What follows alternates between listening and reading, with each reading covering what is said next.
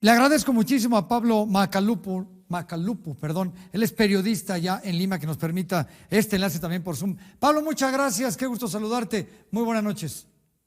Buenas noches, José Luis Arévalo. Saludo a toda tu audiencia desde Lima, Perú. Muchísimas gracias, Pablo. Ahora vamos a empezar, si tú me lo permites, por el principio. Yo recuerdo julio del 2021, la llegada al poder de un presidente de izquierda y muchísima gente con él. ¿Qué popularidad tenía el presidente en aquel entonces y qué tanto respaldo tenía también de empresarios, de inversionistas extranjeros, etcétera, cuando él llegó al gobierno? Bueno, el tema es interesante porque la victoria de Castillo fue una victoria más antifujimorista, por decirlo de alguna forma, en el año 2021, el año pasado. Fue para muchos, para la opinión pública, para muchos antifujimoristas, sobre todo sectores de centro, de izquierda progresista y de izquierda un poco más extrema, por decirlo de alguna forma, una victoria importante, puesto que en la elección en la primera vuelta, Castillo era prácticamente desconocido, fue un outsider. Si recordamos la elección del año 1990 en la que llega al poder Alberto Fujimori, podría ser una imagen muy similar, pero esta vez, 30 años después, postula a su hija, Keiko Fujimori, luego con toda la mochila, por decir de alguna forma, todo el equipaje que trae la carga del apellido, ¿no? Por el padre, y obviamente una gran oposición. Keiko viene postulando varias veces a la presidencia y en todas estas oportunidades que ella ha postulado, siempre ha ganado el contrincante en la segunda vuelta, ¿no? O sea, ella no ha podido obtener la presidencia. En este caso se dio la sorpresa de que Pedro Castillo pasó a segunda vuelta. En primera vuelta era tan fragmentado la votación. Castillo pasó solo con un 18%, el primer lugar al balotaje, y obviamente no se sentía que había un apoyo firme en realidad, sino era más una votación anti-fujimorista, ¿no? Mm. Por eso es que gana Pedro Castillo. De manera que la victoria de Castillo ha sido con apoyo de sectores del centro, que, por ejemplo, uno de ellos fue el congresista Eduard Málaga, que impulsó la última moción de vacancia que se iba a debatir ayer y que al final se convirtió en la destitución de Castillo. Él mismo, la noche anterior a la elección de la segunda vuelta, él dijo, yo no puedo aceptar un gobierno de Keiko Fujimori y por eso voy a votar por Pedro Castillo.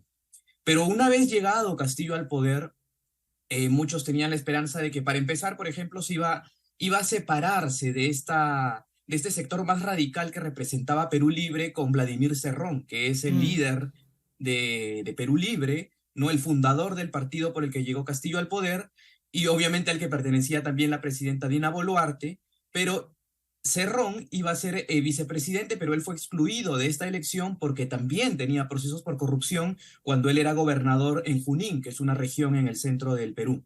¿No? De manera que ya había como que mucha suspicacia respecto de cómo iba a ser el gobierno de Castillo. Inclusive antes de asumir el poder, algunos virtuales congresistas que al final ni siquiera llegaron al poder, ¿no?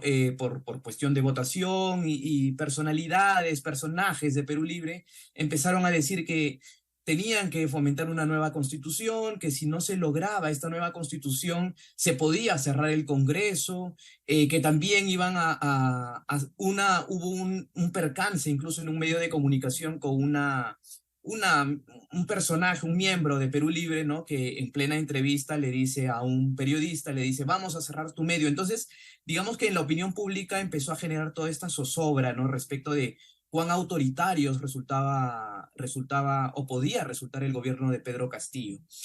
Una vez llegado al poder, ya en julio del año pasado, pues llegó esta como esperanza de un nuevo gobierno, ¿no? Él dio un discurso muy propio del sector de izquierda, latinoamericano, anticolonialista, incluso había hecho promesas entre la segunda vuelta y la asunción de mando que no cumplió, ¿no? Como por ejemplo que no iba a despachar desde el Palacio de Gobierno, porque lo iba a convertir en un museo, que iba a vender el avión presidencial, que es una historia que recuerda mucho al caso mexicano, que iba también a no recibir sueldo y que iba a mantener su sueldo de docente, de profesor, ¿no? Profesor de escuela rural. Entonces eran cosas como que muy populistas, ¿no? Pero al final no cumplió nada de eso, no despachaba desde Palacio de Gobierno y como explicó el general Quiabra, despachó también de manera secreta, por decirlo de alguna forma, hasta que un medio lo reveló, desde una casa, desde la casa de que era la sede de campaña en Breña, en Zarratea,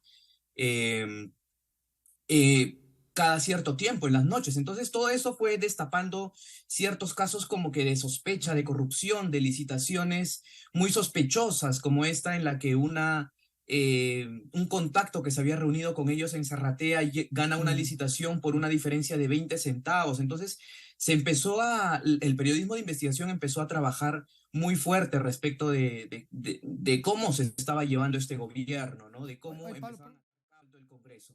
Ahora, hay un pequeño grupo de seguidores aún que está en la sede de la DINOES y está en ciertos puntos de la ciudad, pero son minoría, básicamente. No es que sean marchas masivas, no ocurre nada de eso, ¿no? Como por ejemplo fueron marchas masivas en el caso de Manuel Merino en el 2020, cuando vino este presidente luego de la destitución de Martín Vizcarra, ¿no? En que la movilización fue masiva, hubo cacerolazos. Esta vez no se siente un apoyo masivo, al menos aquí en Lima Metropolitana, hacia Pedro Castillo. En regiones también se reporta que todo está tranquilo, la gente continúa con su vida normal, pero hay un grupo pequeño de simpatizantes, inclusive en el Congreso, personas afines a Pedro Castillo del bloque magisterial o de Perú Libre o de otros partidos, porque Perú Libre se fragmentó en varios grupos pequeños, claro. O sea, el partido Perú Libre dejó de ser oficialista, incluso una de ellas, una parlamentaria, dijo hoy que Pedro Castillo no dio un golpe de Estado, sino que fue un decir, o sea, es como que lo dijo por decir, no hizo un golpe de Estado. Pero en realidad lo que se le ha dado, se le está acusando por rebelión, se le está acusando por violar la Constitución y por eso se le ha dictado prisión preliminar, ¿no? Y porque además hay un intento de fuga por el tema de que Castillo intentó asilarse en México, en la Embajada de México, algo que lo impidieron los propios ciudadanos porque bloquearon la calle Jorge Basadre, ¿no? Con sus camionetas, con autos, para que la seguridad del presidente no pueda ingresar. Castillo estaba muchos kilómetros atrás, en el centro de Lima, o sea, era casi imposible que llegue hasta San Isidro, donde está la Embajada de México. Y bueno, la comunidad internacional tiene que tener en cuenta esto, ¿no? Que hay motivos de peligro, motivos para creer que hay peligro de fuga, ¿no? De parte de Castillo, y por eso es que se le da la detención, ¿no? Por eso también Castillo tiene una serie de procesos abiertos por los que si lo destituían más allá del golpe de Estado, igual se le iba a abrir un proceso y podía generar todo esto. De manera que era algunas negociaciones que estaba haciendo Castillo ya con México y con algunos otros países de la región para tener algún tipo de asilo o de refugio como político. Pues Pablo, no sabes cuánto te agradezco tu apoyo desde que empezó esta crisis que te tuvimos aquí en el noticiero el día de ayer y hoy en el programa. Te mando un muy fuerte abrazo y estaremos muy pendientes. Muchas gracias, José Luis. Muchas gracias. Un saludo a toda la audiencia desde Lima. Gracias. Muy bien. Muchísimas gracias, Pablo Macalupo. Ahí tiene usted el punto de vista de un periodista y dijo 2, 3 cosas muy interesantes. Lo del avión me llamó la atención. Ahí se lo dejo también a usted. Bueno.